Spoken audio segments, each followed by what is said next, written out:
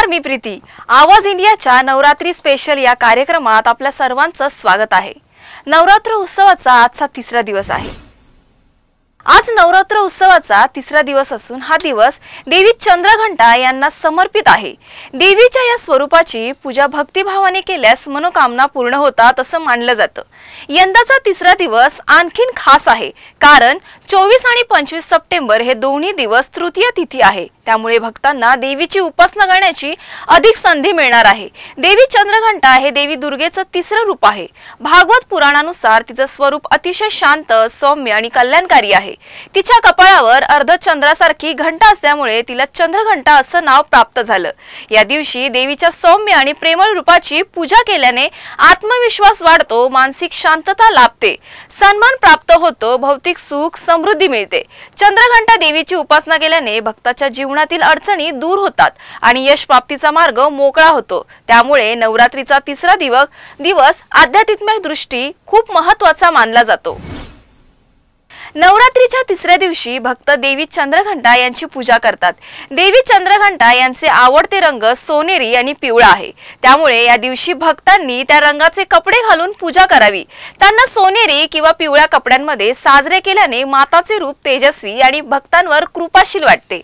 माताजीच्या चरणी पांढऱ्या कमळाच्या किंवा पिवळ्या गुलाबाच्या माळा अर्पण केल्याने त्यांच्या कृपा प्राप्त होते आणि भक्तांच्या सर्व इच्छा पूर्ण होतात।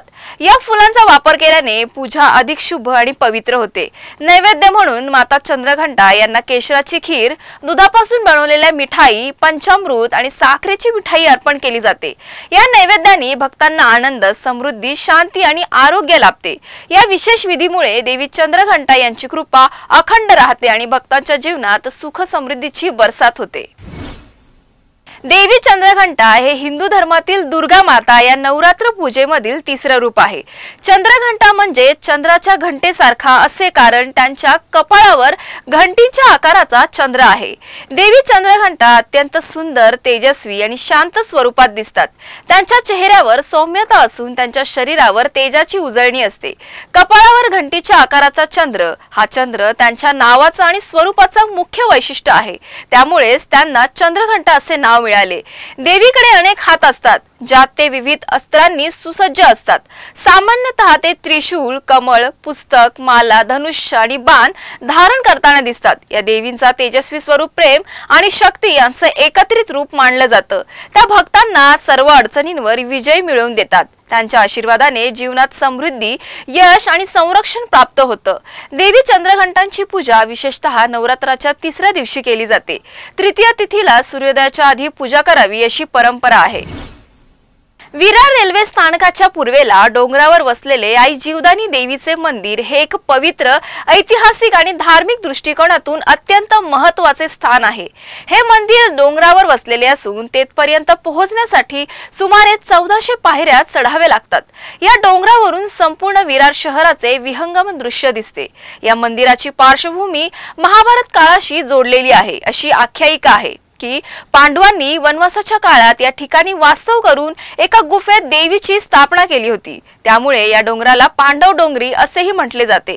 प्राचीन काळापासून येथे अनेक योगी, संत आणि ऋषींनी तपश्चर्या केली आहे। मंदिराचा पाया 17व्या शतकात रचला गेला असल्याचे मानले जाते, परंतु वर्तमान मंदिराचे रूप 1956 साली देवीच्या भक्तांनी मूर्तीची प्राणप्रतिष्ठा करून निश्चित केले। यापूर्वी येथे लाकडी मूर्ती होती। 1940 ते 1956 दरम्यान बारकाई नावाच्या भक्तीने दररोज डोंगर चढून देवीची सेवा केली। ही भक्ती परंपरा मंदिराच्या इतिहासात विशेष महत्त्वाची मानली जाते। आज मंदिरात असलेली मूर्ती अत्यंत सौम्य, शीतल आणि प्रसन्न आहे। मूर्तीच्या डाव्या हाती कमल पुष्प असून उजव्या हाताने आशीर्वाद देणारी आहे। नवसाला पावणारी ही माता भक्तांचे दुःख दूर करते, त्यांच्या मनोकामना पूर्ण करते, म्हणून तिच्या भक्तांमध्ये जीवन देणारी आई अशी भावना रुजली आहे। रोज हजारो भाविक देवीच्या दर्शनासाठी मंदिरात येतात। विशेषतः नवरात्र उत्सवाच्या 9 दिवसात ही संख्या लाखोच्या घरात पोहोचते। देवीवर श्रद्धा असणारे देशभरातून येथे येऊन साकडं घालतात आणि आशीर्वाद घेऊन परततात। पवित्र मनाने मनोकामना करणाऱ्या भक्तांची प्रत्येक इच्छा आई पूर्ण करते। तसेच अनेकांना या जीवदानी आईने जीवदान दिल्याची भावनाही अनेक भक्तांनी व्यक्त केली आहे। अशा अनेक भक्तांचं श्रद्धास्थान असणारी आई जीवदानी देवी आहे। सध्या आपण आहोत जीवदानीच्या गडावर, आपण त्याच्या माथ्याशी आहोत आणि आपण पाहू शकता की या ठिकाणी भोजनाची सोय केलेली आहे लोकांसाठी, भाविकांसाठी जे इकडे या ठिकाणी येतात दर्शनासाठी, त्यांच्यासाठी खास यांची सोय केलेली आहे। त्यापैकी काही भाविक आपल्या सोबत आहेत, त्यांच्याशी चर्चा करूया। त्यांच्यासाठी हे जीवदानीचं नेमकं काय स्थान आहे म्हणूया। क्या बताएंगे आप कि ये जीवदानी मंदिर से कहाँ से आए हो आप? अब मैं पाले हिल से बांद्रा पाले। अच्छा, आप यहाँ इतनी दूर आए हैं जीवदानी, क्या आपका देवी का जो है वो आपके मन में क्या आस्था क्या है? अब माता रानी का दर्शन करके अब मुझे बहुत अच्छा लगा। आप कितने सालों से यहाँ पर आ रहे हैं? हो गया 2-3 साल से आ रहा हूँ। और किस तरीके की आस्था, आपको क्या लगता है देवी के बारे में? बहुत अच्छा लगा, माता रानी से दरबार करके बहुत अच्छा लगा। मी मराठी आहे, दैसर वरून आलोय। अच्छा, कसं वाटतंय तुम्हाला इकडे येऊन? काय देवीचे मनात? मस्त वाटतं, कधी पण येतो, जेव्हा टाइम भेटतो तेव्हा येतो। आम्ही मित्रांसोबत आले ह्यावेळेस, कधी फॅमिली सोबत येतो। मस्त, एकदम मस्त वाटतंय। आम्ही भाईंदर म्हणून आलो। कसं वाटतंय तुम्हाला जीवदानी मंदिरात येऊन? काय नेमकं देवीसाठी तुमच्या मनात स्थान आहे? आम्हाला म्हणत आलं की आम्ही जीवदानी माताचं दर्शन करूया, त्यांच्यासाठी उपकार आहे। धन्यवाद। आज खरं तर पवित्र दिवस आहे आणि आजच्या दिवशी तुम्ही इकडे आलेला आहात, काय मनात किती प्रसन्नता आहे तुमच्या? खूप पसंत आहे। तुम्ही आता विरारलाच राहता, तर तुम्हाला माहित असेल की जीवदानी देवी जी आहे ती फार प्राचीन काळापासून इकडे आहे।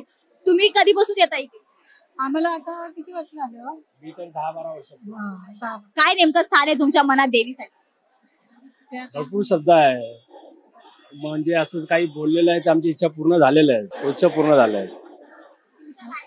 माझ्या पण इच्छा पूर्ण झाल्या बोलतात। आज एवढा पवित्र दिवस आहे, तर तुमच्या मनात आज इकडे आल्यानंतर कसं वाटतं? खूप छान वाटत, खूप छान वाटतं। छान वाटत। आम्ही नेहमी येतो, असं मध्ये पण येतो।